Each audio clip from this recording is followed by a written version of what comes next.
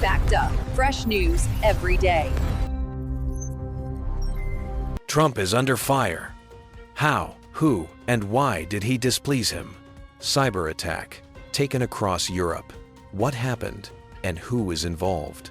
Zelensky is eager for a new meeting with Trump. What country is offering a meeting on their own? Russian fighter jets in NATO skies. Allies gather for emergency consultations. Russian missiles are again hitting residential areas of Ukraine. Dozens killed and wounded. Chaos reigns at Europe's largest airports, with passenger check-in and baggage handling disrupted following a massive cyber attack. People are stuck in queues, flights are delayed, and airlines are suffering losses. European intelligence agencies aren't ruling out the possibility that government agencies, not lone hackers, are behind the attack. This is a worrying sign for the US and NATO. Cyber warfare is increasingly being used against infrastructure that directly impacts millions of citizens. Europe is in a panic, and the West is searching for a response. Civilians are once again dying in eastern Ukraine. Russian drones and missiles are striking residential areas, destroying homes and schools. Families are buried under the rubble, and hundreds are injured. For the West, these are more than just statistics. Footage from the scene of the tragedy is a reminder that the war continues every day, and that Russian aggression is not abstract policy, but real lives. Pressure is mounting in Washington. Ukraine needs even greater support, and delays are costing lives. Washington is being dealt a double blow. Domestically, the president is being attacked for his management failures, while abroad, allies are increasingly arguing with the White House. Media reports on protracted vacancies at embassies and nervousness within the State Department. This is hurting U.S. influence in negotiations. Brussels is also making it clear that Europe is acting in its own interests, whether it's trade with India, tariffs, or technical standards. The message is simple. America's transatlantic leadership is no longer accepted by default. What do you think about this? Write in the comments. The Afghan case once again highlights the painful scars of American policy. Washington's demands related to the Bagram Air Base are met with a harsh public rebuff. Kabul emphasizes no surrender of sovereign infrastructure, no reconsideration of decisions after the U.S. withdrawal. For American viewers, this is not just a newsflash, but a symbol of a shattered foundation. 20 years of operations, trillions in security spending, and zero leverage. A story that the U.S. interprets as a lesson in the price of hasty strategic pivots. In response to Moscow's new threats, NATO launches Operation Eastern Sentry, a massive defense reinforcement on its eastern flank. Fighter jets scramble, counter-drone defense systems are activated, and allies conduct joint exercises.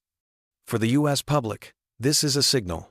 The alliance is prepared not only for diplomacy, but also for direct military scenarios. Moscow continues its provocations, and Eastern Europe is becoming the West's forward defense. Atlantic unity is once again being tested, no longer a matter of theory, but of practice. France is once again engulfed in mass protests. The streets of Paris and major cities are paralyzed by strikes. People are demonstrating against budget cuts that are hurting transport, schools, and healthcare. Paris shows that even in the heart of Europe, discontent is growing. Europe is balancing military spending with social problems, and this is creating a new front of tension within the EU. The French street is once again dictating the government's agenda. In Poland, distrust of the judicial system is growing, and public opinion polls are showing record lows. Against this backdrop, far-right politicians are accusing the government of orchestrating drone attacks to justify dragging the country into a war with Russia. This is a worrying sign for the West.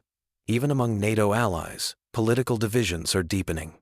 Poland is a key U.S. partner in the region, but radicalization and disillusionment with the country's institutions are growing within the country. Share your thoughts on this. Volodymyr Zelensky intends to meet with Donald Trump in New York on the sidelines of the UN General Assembly. Amid new Russian attacks, Kyiv is seeking direct dialogue with Washington. America still doesn't know what Trump will say. Will he increase support or try to change course? the Ukrainian capital understands that the United States is indispensable. For the West, the meeting will be an indicator of whether Washington is prepared to maintain its leadership in the most heated war of modern times.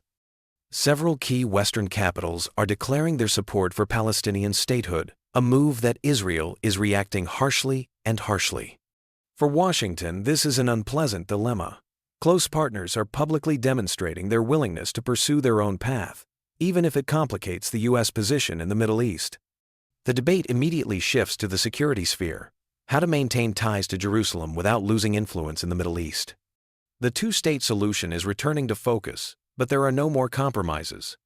Warren Buffett ended his 17-year investment in the Chinese company BYD by selling his entire stake through Berkshire Hathaway. Profits increased 20-fold, but the symbolism of the deal is no less important. For an American audience, it's a signal. The legendary investor is exiting the Chinese market, hedging his bets.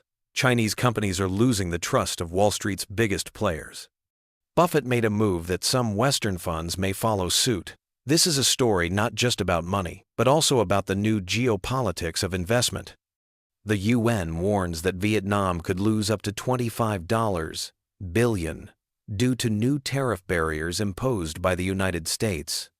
For the West, this is a story about the risks of trade wars. Allies and partners suffer, and the global economy slows. But Washington believes otherwise. The tariffs are meant to protect American industry. This ambivalence is damaging the United States' international reputation. Vietnam, long seen as an alternative to China for business, now risks losing investor confidence.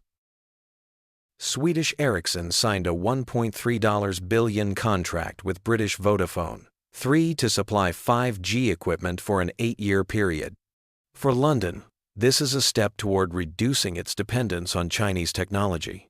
For the United States, it represents a victory for an ally in the technology war with Beijing. American experts emphasize that telecoms has become a new battlefield, where the winner is not whoever has more oil or gas, but whoever controls the networks of the future. Europe is strengthening its position, while China is losing ground. For the first time since 2019, a U.S. congressional delegation arrived in Beijing. The goal is to de-escalate tensions: trade, Taiwan, technology, security. China is making a goodwill gesture and dropping its antitrust investigation against Google. For Washington, this appears to be a signal that Beijing is seeking a balance amid growing competition with the U.S. But behind the smiles lie tough negotiations. Taiwan remains a red line, and the tech war is only gaining momentum. The West sees that the superpowers are playing without rules.